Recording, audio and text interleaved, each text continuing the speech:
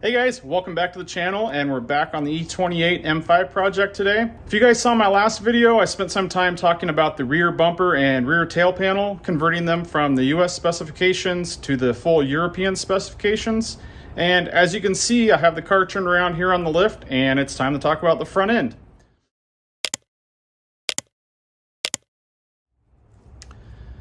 Just like the conversion on the rear of the car, I actually installed these bumpers, the rear tail panel, and did the front end work on this car a couple years ago, and that's why I don't have any video recording it.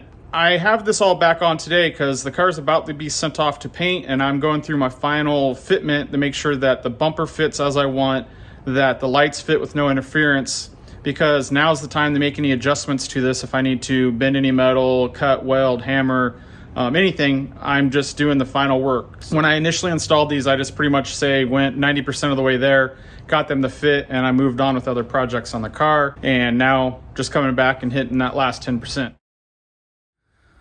So like I said, I finally have everything installed, and I finished the final fitment of it.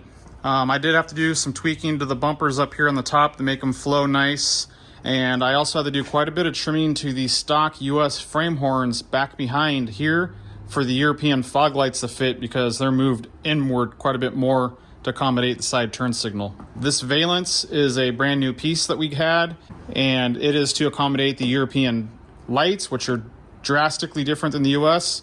And also, this is just optional, but I'm running the urethane factory front spoiler here on the car. And similar to the rear, it's the chrome bumper set that I bought, which was the second set. As I mentioned in the previous video, the first set that I bought that was, refurbished and powder coated black was pretty rough.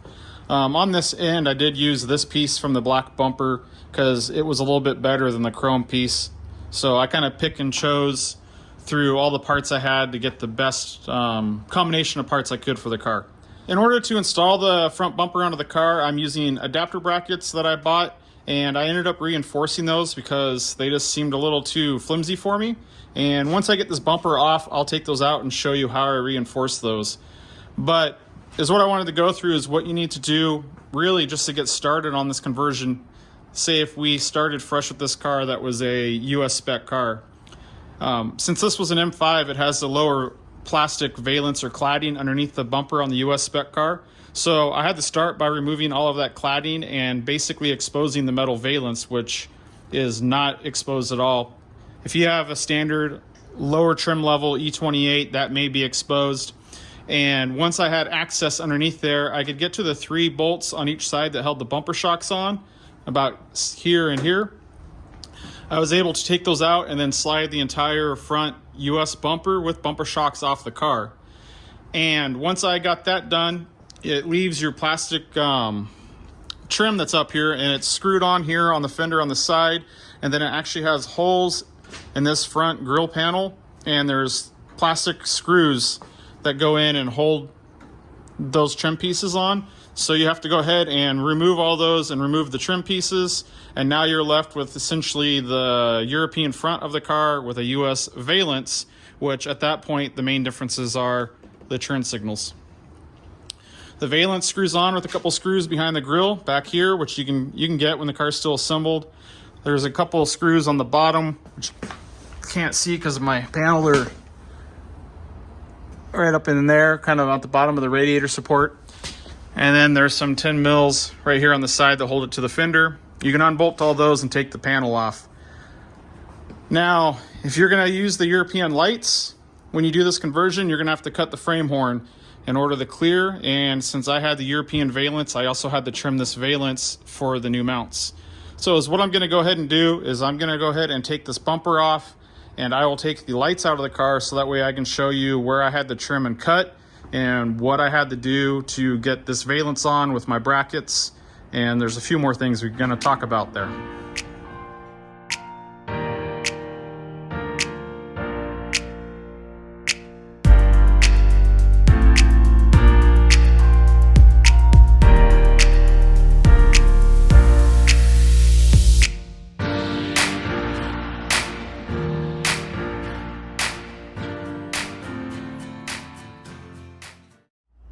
All right, with the front bumper off, the turn signals out, and the fog lights removed, that leaves us with just the European valence on the front of the car. Now, really, if you have a US spec car and you have your front bumper off and the plastic trim, this is pretty much almost the same thing you'll be looking at. Obviously, this will be different where the bumper mounts and your turn signals will be different. So all I need to do to remove this valence is there's, I think, 4 or 5 screws that come in straight down through this upper panel and hold the valence on through the back side, and remove these on the sides, and I can pop this valence off, which I'll do in a second because I have some more stuff to show you. So you'll notice that I chose to use aftermarket bumper mounts rather than graft on the front horns or fabricate mounts to use the European bumper mounts to install the front bumper. And you know, looking back at it, 2020 hindsight, I'm not sure if the horns would have been a better idea or not. I ended up putting more work into making those to the level that I'd be happy with than I thought I would. Here with the bumper off, you can see where I had to cut the valence to clear the bumper mount. And this is just a rough cut, and that's one of the tasks I actually have to do today is I need to enlarge this cut, and I need to really pay attention to these corners. I want to enlarge the radius so there's not such kind of a 90-degree bend there, so that way I don't have to worry about it cracking or tearing in those areas, which it'll want to do with such a tight radius. In addition to the bumper mount fitment with the valence on the car, I also wanted to show you guys the factory front frame horn, and where I had to cut it, you can see back here to clear the fog light. So I'll take the valence off and I'll show you guys so you can see much better than you can now.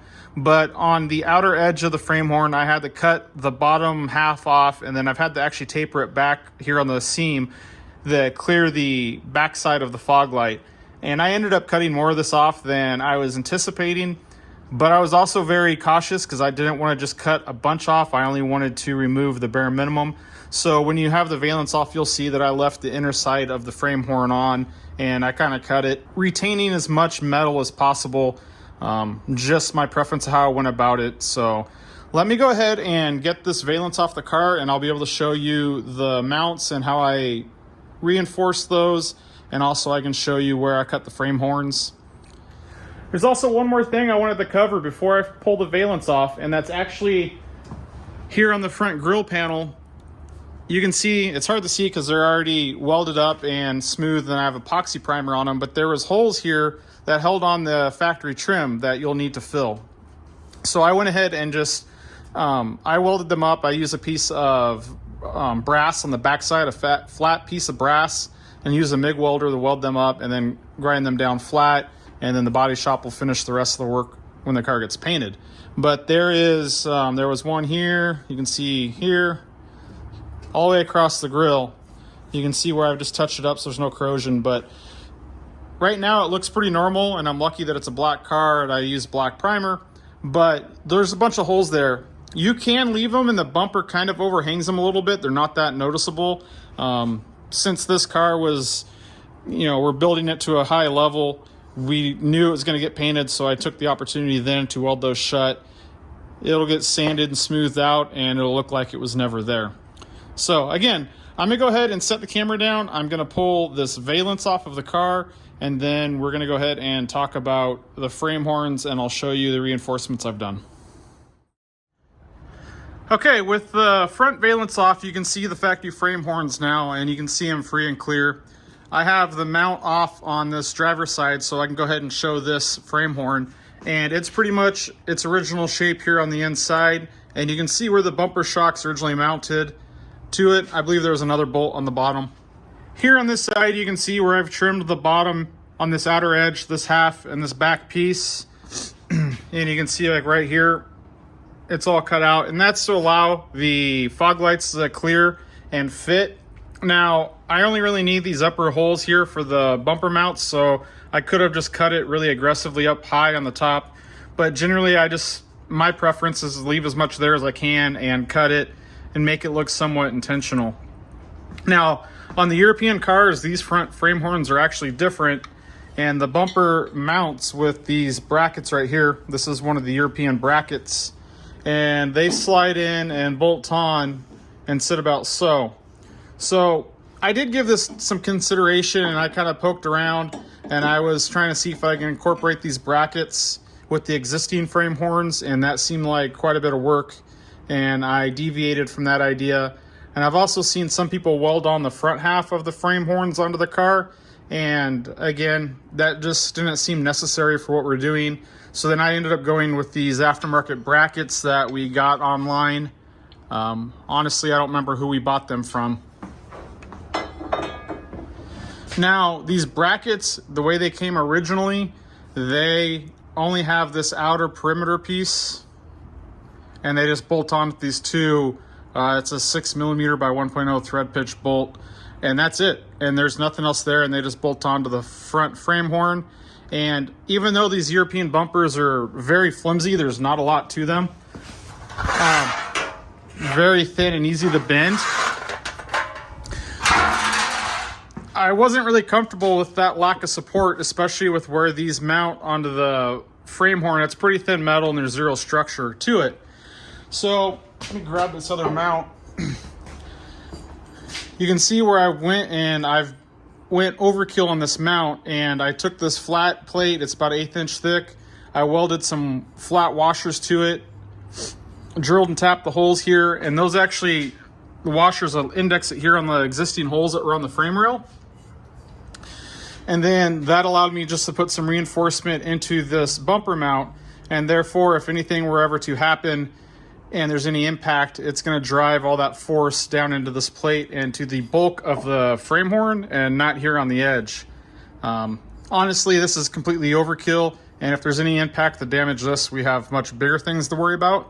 But I had the material. It took me about an hour to whip this up, and you can see here when it slides in, the washers align it and everything bolts up right there. And then on the top to hold it in, as you can see on this side, there's actually just a 1/8 inch thick aluminum plate, and the bolts go in there and bolt it in. So it's really just held in here with these bolts to position it, and clamped in with those washers on this piece. So again, it's a little bit overkill. It's not necessary, but I just couldn't leave it be, and I had to tinker with it a little bit more, and that's what I came up with.